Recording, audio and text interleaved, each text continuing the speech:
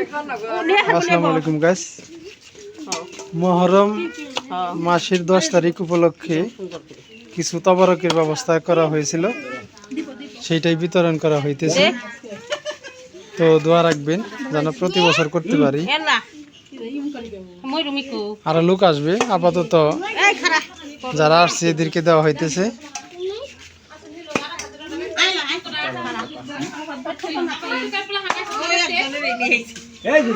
আরো তো আসার কথা নাকি লিগে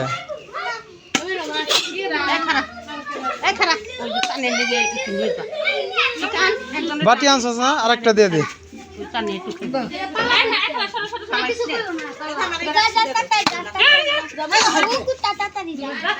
আর কো এই যে রেনুরে নেটু দেখছো দুই নাতিন তো এক নাতিন আইছে আর এক নাতিন আসে নাই।